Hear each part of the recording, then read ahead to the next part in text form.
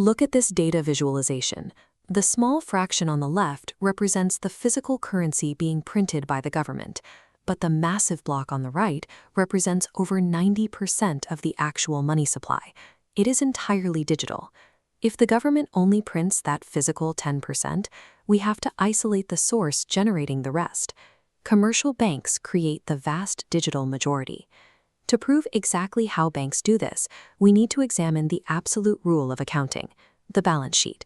This chart is a standard T-ledger. On the left side, we record assets.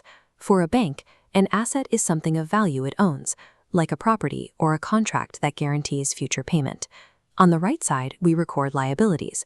A liability is simply a balance the bank owes to someone else. Understanding this simple two-column ledger gives you the exact mechanism required to see how the modern economy operates. Textbooks often describe banking through a specific sequence. A bank takes an existing deposit from a saver, keeps a fraction in reserve, and lends the rest to a borrower. That model is incorrect. Central banks around the world explicitly state that commercial banks do not act as simple intermediaries, passing existing money between parties. Let's look at the actual mechanics. When a customer applies for a $100,000 mortgage, the bank doesn't check its vaults to see if it has existing savings to fund it. The transaction starts with an empty balance sheet. First, the bank creates a loan contract.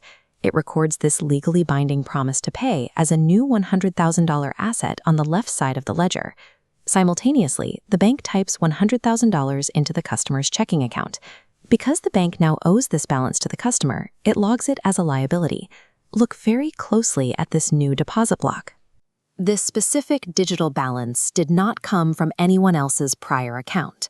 This symmetric expansion of the balance sheet is the literal moment new money enters the economy. If commercial banks can type money into existence through lending, we have to establish why they cannot do this infinitely. The limit comes from central bank reserves. These are a special money that commercial banks use exclusively to settle payments with other banks. The central bank acts as a governor. When it changes the interest rate, the price of borrowing these reserves, it directly controls the overall pace of commercial lending. Let's reverse the logic. If taking out a loan creates money, what happens to the money supply when you pay off a $10,000 debt? Repaying the loan simultaneously eliminates the customer's corresponding deposit liability and wipes out the bank's original loan contract asset. Repaying debt does not return money to a vault.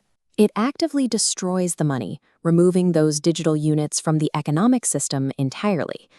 In severe economic crises, lowering interest rates may fail to encourage consumers to borrow. This forces an aggressive alternative called quantitative easing.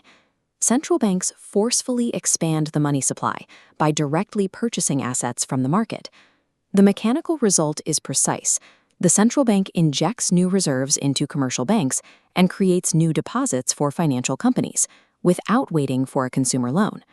This chart shows official documentation from the Bank of England mapping this process.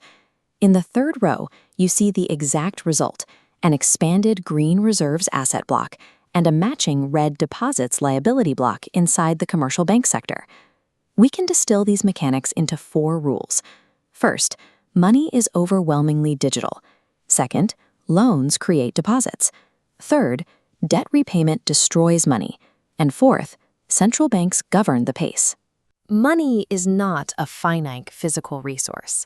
It is an elastic ledger of trust, expanding and contracting based on strict